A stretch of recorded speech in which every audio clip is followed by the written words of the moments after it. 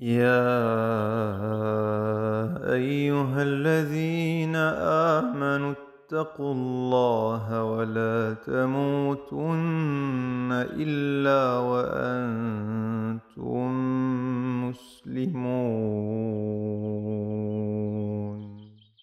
Assalamu alaikum, alhamdulillah, nous continuons notre cheminement vers la taqwa, vers cette pleine conscience d'Allah subhanahu wa ta'ala qui, je l'espère, incha'Allah, transformera nos cœurs et nous aidera à agir comme les muttaqin agissent dans le futur, incha'Allah ta'ala. Alors la caractéristique et la qualité des gens de la taqwa que je voulais discuter avec vous aujourd'hui, et à propos de leur relation ou de leur manière de réagir à Shaitan. Et la question c'est comment est-ce que les gens de la taqwa réagissent lorsque Shaitan vient les embêter, lorsque Shaitan vient leur faire du wiswas, lorsque Shaitan vient les appeler à des mauvaises choses. Eh bien Allah subhanahu wa ta'ala dans le Coran enseigne une règle importante à son messager sallallahu alayhi wa sallam. Il lui dit وَإِمَّا يَنزَغَنَّكَ مِنَ الشَّيْطَانِ نَزْغٌ فَاسْتَعِذْ بِاللَّهِ إِنَّهُ سَمِيعٌ عَلِيمٌ إِنَّ الَّذِينَ اتقوا إذا مسهم طائف من الشيطان تذكروا فإذا هم مبصرون. Allah subhanahu wa ta'ala parle ici à son messager sallallahu alayhi wa sallam et lui dit وَإِمَّا يَنزَغَنَّكَ مِنَ الشَّيْطَانِ نَزْغٌ. Donc Allah subhanahu wa ta'ala parle au prophète sallallahu alayhi wa sallam en lui disant que même lui, finalement, Al-Shaytan peut venir lui faire du wiswas. Que même lui, Al-Shaytan pourrait tenter de s'approcher de lui. En réalité, Al-Shaytan n'a pas la capacité de s'approcher du prophète sallallahu alayhi wa sallam. Et Allah subhanahu wa ta'ala a protégé le messager sallallahu alayhi wa sallam de toute attaque de Shaytan. Mais malgré cela, Allah dit ça à son messager pour l'éduquer, pour lui montrer la voie, pour lui expliquer tout ce qu'il y a à apprendre pour un messager, parce que le messager est un modèle pour les croyants. Et donc pour que nous également, on comprenne la mécanique de Shaitan, comment s'en prémunir, et qu'est-ce que les gens de la taqwa et qu'est-ce que le messager sallallahu alayhi wa sallam aurait fait à notre place. Et donc la réponse ici, elle est super simple en réalité. Puisque Allah dit à son messager, si Al-Shaytan vient t'embêter, si un wiswas de Shaytan te touche, si une idée de Al-Shaytan t'effleure, qu'est-ce que tu fais? Fasta'iz billah. Alors demande à Allah protection. Réfugie-toi auprès d'Allah. Va dans le bouclier, la maison protégée que Allah a faite pour toi. Va te réfugier auprès de Dieu. Pourquoi? Parce que Allah subhanahu wa ta'ala est le seul à pouvoir te protéger des méfaits de Shaitan. Ensuite Allah dit Innahu sami'un alim. Et n'oublie pas que Allah subhanahu wa ta'ala entend et qu'il a la connaissance de toutes choses, qu'il a le savoir de toutes choses. Qu'est-ce que ça veut dire? Ça veut dire que toutes ces choses que personne n'entend, que Shaitan va essayer de t'insuffler, Allah lui les entend. Allah entend ce que l'humanité entend et ce que l'humanité n'entend pas. Allah voit ce que tu vois et voit ce que tu ne vois pas. Allah connaît toutes choses dans le monde du visible et dans le monde de l'invisible. Et Allah voit tout ce qui se produit sur la terre et dans l'univers et dans la création tout entière à chaque instant. Donc si un shaitan te vise avec un wiswas, Allah en est le plus savant. Allah est à l'écoute de ça. Allah va entendre ces murmures. Et Allah sait exactement ce qu'il se trame. Et c'est pour ça que Allah a ces deux noms. As-Sami' et Al-Alim, parce qu'il y a des choses qui s'entendent, même si moi je n'entends pas les discussions des shayatines, même si moi je ne vois pas les djinns, Allah les entend et Allah les voit. En revanche, il y a des choses qui ne s'entendent pas et qui ne se voient pas, comme l'état du cœur, comme les intentions.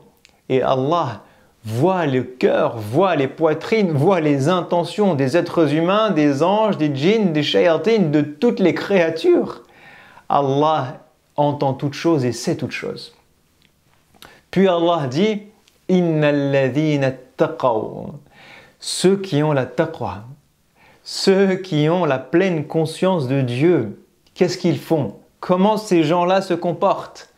إِذَا مَسَّهُمْ طَائِفٌ مِّنَ الشَّيْطَانِ تَذَكَّرُوا lorsque Ash-Shaytan les touche. Et là, Allah est en train de dire, Ash-Shaytan, il est passé à l'étape d'après.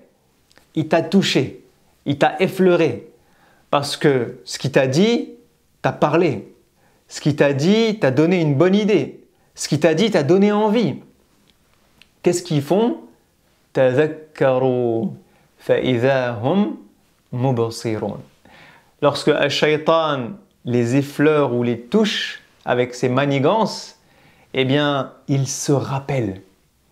Ils se rappellent de Dieu, ils se rappellent de la réalité de Shaytan, ils se rappellent que ce qui est en train de leur dire à Shaytan est quelque chose de mauvais.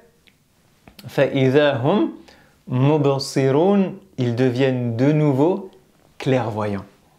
Ils voient la réalité des choses. Allah les éclaire sur ce qui vient de lui et ce qui vient de Shaytan, ce qui vient des anges, ce qui vient de Shaytan, ce qui vient de moi et ce qui vient de Shaytan, ce qui vient de mon nafs et ce qui vient de Shaytan, sur ce qu'il y a de bon et ce qu'il y a de mauvais. Allah les éclaire de nouveau. Et ça, c'est le comportement des gens de la taqwa. Et donc, comment est-ce que nous, on peut essayer de cheminer vers ça? Comment est-ce que nous, on peut essayer de s'élever vers cette indication, cette éducation que Allah donne à son messager, sallallahu alayhi wa sallam, et cette qualité, ce comportement qu'Allah décrit des gens de la taqwa? Eh bien, il y a plusieurs choses qu'on peut faire. La première des choses, eh bien, c'est de suivre ce conseil qu'Allah a donné à son messager, à savoir demander protection à Allah contre Shaytan. Parce que les gens de la taqwa ont la pleine conscience du fait que nous n'avons aucun pouvoir contre Shaytan. Je ne peux rien contre Shaytan parce qu'il n'est pas dans mon monde, je ne le vois pas, je ne l'entends pas. Ce n'est pas un adversaire contre lequel je peux me battre avec les armes dont je dispose. Il est dans un monde et je suis dans un autre monde. Il me voit, mais je ne le vois pas. Ash-Shaytan me voit alors que moi je ne le vois pas. Il est capable de discuter avec moi alors que je suis incapable de discuter avec lui. Alors quelle est la solution? La solution, c'est de se rendre compte que seul Allah peut me protéger de Shaytan. Et qu'il suffit que je dise « A'udhu billahi minash shaytanir rajim » pour que Shaytan disparaisse instantanément. Subhanallah, c'est tellement simple, c'est tellement facile. Mais pourquoi les gens ne le font pas? Parce que les gens n'ont pas la pleine conscience du rôle de Shaytan. Ils n'ont pas la pleine conscience du fait que Ash-Shaytan existe, que Ash-Shaytan est là à vouloir notre mal, à vouloir notre perte, à vouloir notre égarement, que Ash-Shaytan a promis à Dieu. Il a promis à Allah subhanahu wa ta'ala de faire tout ce qui est en son pouvoir pour nous égarer, de se mettre entre lui et nous. لَآتِيَنَّهُمْ مِنْ بَيْنِ أَيْدِيهِمْ وَمِنْ خَلْفِهِمْ وَعَنْ أَيْمَانِهِمْ وَعَنْ شَمَائِلِهِمْ. Subhanallah. Al-Shaytan dit à Allah qu'il va venir à nous de la droite, de la gauche, de devant, de derrière, qu'il ne va pas laisser une seule direction sans qu'il ne tente une approche, sans qu'il ne tente de nous arnaquer, sans qu'il ne tente de nous montrer une voie et une envie et une passion qui va nous parler. Al-Shaytan zayyana lahum ash-shaytanu a'malahum. Al-Shaytan a décidé d'embellir les choses à nos yeux, de nous montrer que ça c'est bien, alors qu'en vérité c'est mal. Al-Shaytan essaye de faire du superflu, de l'emballage, du packaging, il va prendre quelque chose de mauvais, quelque chose de réprimandable, quelque chose de détestable, et il va le mettre dans un emballage joli, un emballage qui donne envie. Il va essayer de nous arnaquer.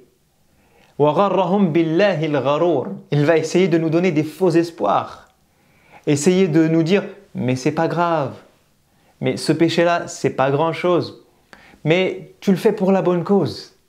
Mais regarde, les autres font la même chose. Mais c'est un petit péché, c'est pas si grave que ça. » Voire même de nous arnaquer au point où on ne se rend même plus compte qu'on est en train de commettre des erreurs. Parce que au début, lorsque nos cœurs sont purs, eh bien, le péché, on le voit. On sait que c'est mauvais et parfois on a des remords. Sauf que quand on s'est fait arnaquer une fois, 2 fois, 10 fois, eh bien parfois le péché rentre dans la routine. Parfois certaines paroles que nous disons, des gros mots ou des mensonges ou de la calomnie ou de la médisance, au début, on dit la chose et puis on a un petit frein, on a une petite gêne, on a une petite voix qui nous dit c'est mal. Sauf qu'au bout de 2 fois, 3 fois, 4 fois, 10 fois, 100 fois, en fait la langue s'habitue, les yeux s'habituent, les oreilles s'habituent, les mains s'habituent, le corps s'habitue.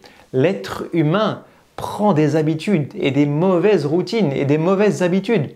Parce que Ash-Shaytan, sa stratégie c'est فَدَلَّاهُمَا بِغُرُورٍ, c'est de les tirer. Et c'est ce qu'il a fait avec Sayyidina Adam. C'est ce que Allah nous dit dans Surat Al-A'raf. Il les a tirés vers le mal tout doucement. Dallahuma, ça veut dire tirer une corde. Et Ash-Shaytan tire des cordes tout doucement, tout doucement, tout doucement. Pourquoi? Parce qu'il a le temps. Parce qu'il est patient. Parce qu'il a en tête un objectif final qui ne perd pas de vue, qui est de t'égarer. Sauf que t'égarer directement de la lumière vers l'obscurité, il sait que c'est impossible. Le choc va être trop grand. Ça va être impossible, tu vas le voir. Ça va être trop gros. Sauf que s'il t'envoie des petits messages, des petits péchés, des petites erreurs, et qu'il te tire tout doucement vers des mauvaises habitudes, vers des mauvaises routines, vers des péchés qui deviennent au début importants et qui deviennent ensuite insignifiants. Et tu as l'impression que c'est même plus un péché.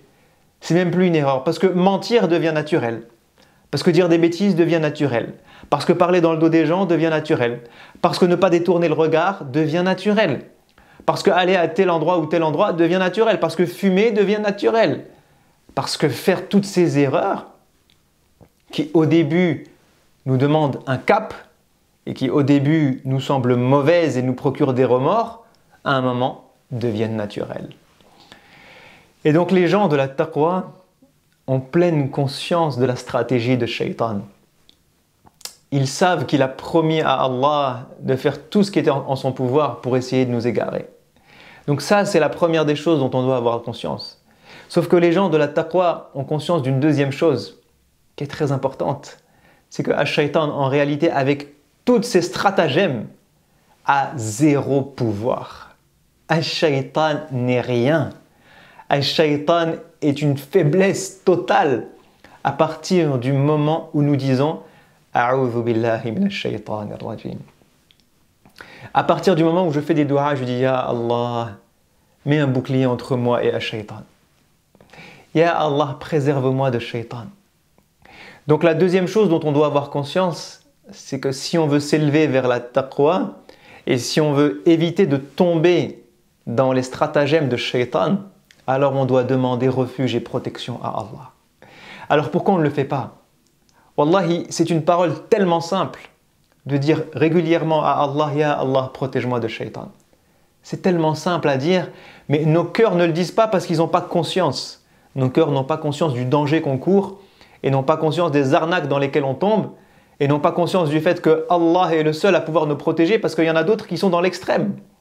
Il y en a d'autres qui parfois ne tombent pas dans le péché, qui sont soi-disant pieux, qui font énormément de bonnes œuvres, mais qui du coup croient qu'ils sont invincibles, croient que comme Omar, lorsque Shaytan les croise, il change de rue. Et donc j'ai pas besoin de demander protection pour Shaytan. Pourquoi?